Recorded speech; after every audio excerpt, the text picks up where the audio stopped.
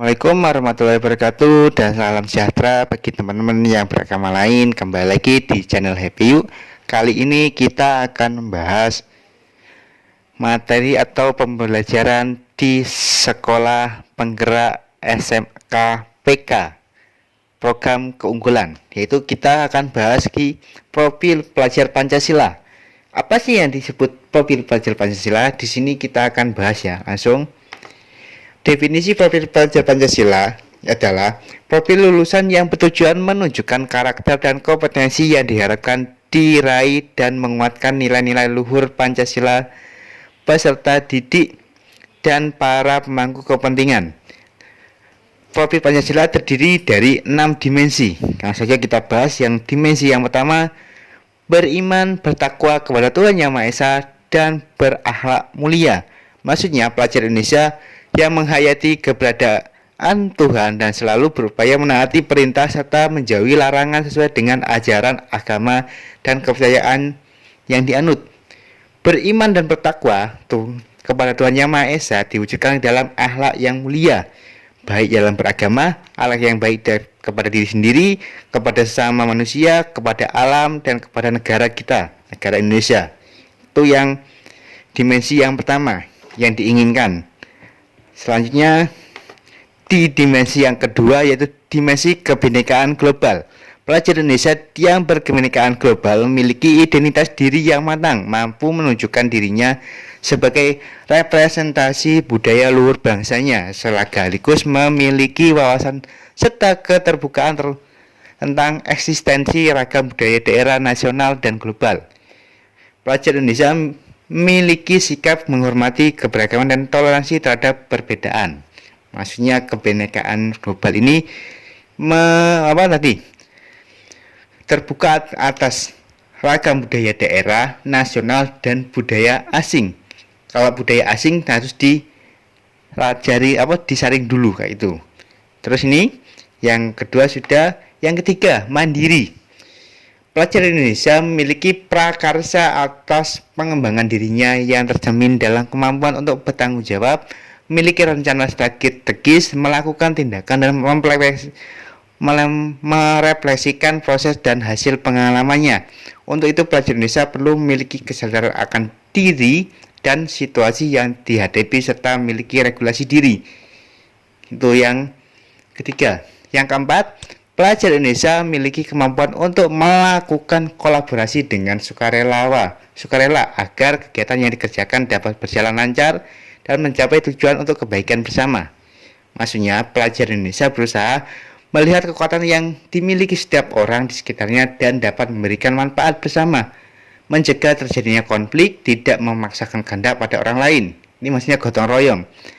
Hal yang harus dilakukan pelajar Indonesia untuk mewujudkan gotong royong adalah melakukan kolaborasi, memiliki kepedulian yang tinggi, dan berbagi dengan sesama. Jadi gotong royong yang dimaksud di dimensi profil pelajar Pancasila seperti ini. Pelajar Indonesia diharapkan memiliki sifat-sifat gotong royong. Terus yang kelima, bernalar kritis. Ini yang dimensi yang kelima. Pelajar Indonesia yang bernalar kritis berpikir secara objektif, sistematis, dan saintifik dengan pertimbangan berbagai aspek berdasarkan data dan fakta yang mendukungnya, sehingga dapat membuat keputusan yang tepat dan berkontribusi memecahkan masalah dalam kehidupan serta terbuka dengan penemuan baru. Untuk bernalar kritis, pelajar Indonesia perlu memperoleh dan memproses informasi serta gagasan yang baik, lalu menganalisa dan mengevaluasinya, kemudian merefleksikannya, pemikiran dan proses berpikirnya. Jadi bernalar kritis ini maksudnya pelajar Pancasila, profil pelajar Pancasila ini, pelajar Indonesia diharapkan tidak termakan hoak. Jadi kalau ada info atau berita tentang apapun, mereka harus cari kebenaran dulu berdasarkan data dan fakta, seperti itu. Yang keenam atau ya dimensi yang terakhir, yaitu kreatif. Pelajar Pancasila pelajar Indonesia mampu memodifikasi dan menghasilkan sesuatu yang orisinil, bermakna, bermanfaat, berdampak, dan dalam bentuk gagasan, tindakan, dan karya nyata secara proaktif dan independen untuk menemukan cara-cara lain dan berbeda untuk bisa berinovasi. Maksudnya di sini pelajar Indonesia yang kreatif adalah pelajar yang bisa menghasilkan gagasan, karya, dan tindakan yang orisinil, memiliki keluasan berpikir dalam mencari alternatif solusi masalah. Maksudnya yang keenam ini.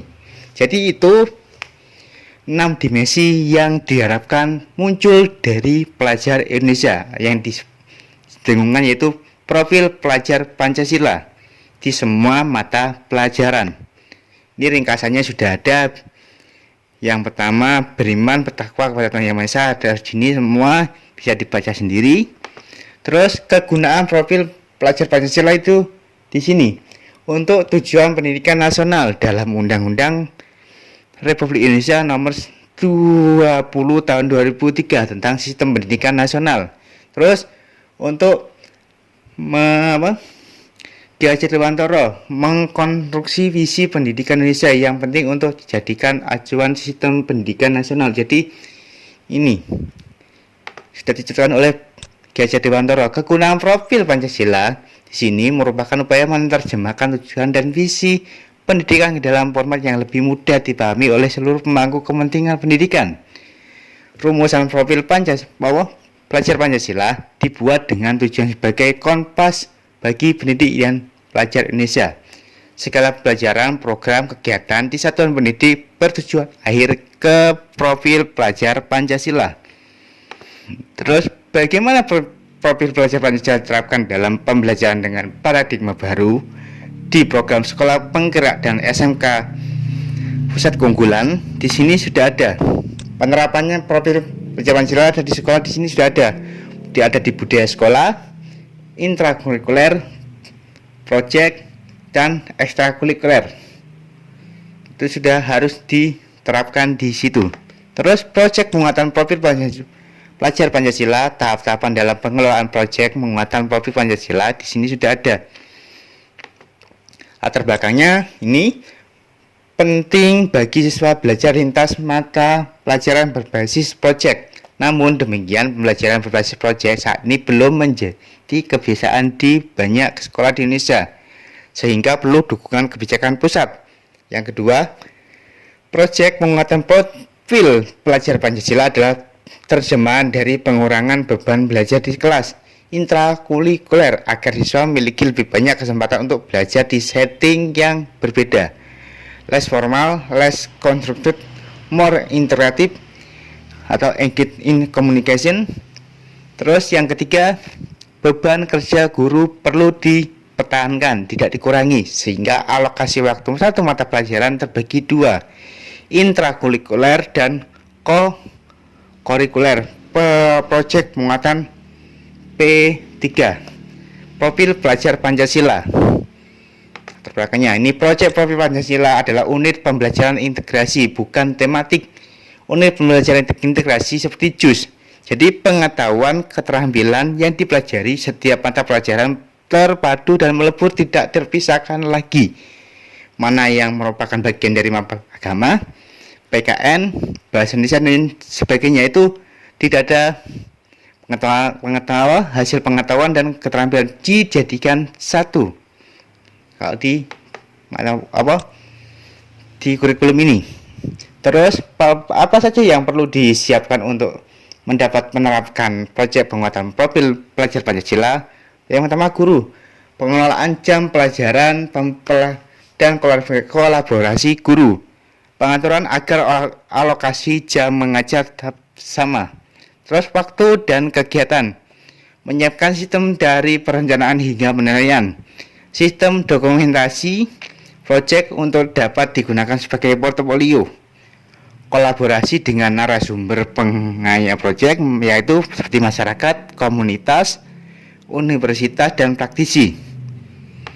Untuk Kemendikbud menentukan tema untuk setiap proyek yang diimplementasikan di satuan pendidikan, dan untuk pemerintah daerah dan satuan pendidikan merancang muatan lokal berupa proyek berdasarkan tema yang ditetapkan, mengembangkan menjadi topik yang lebih spesifik dan kontekstual di satuan pendidiknya.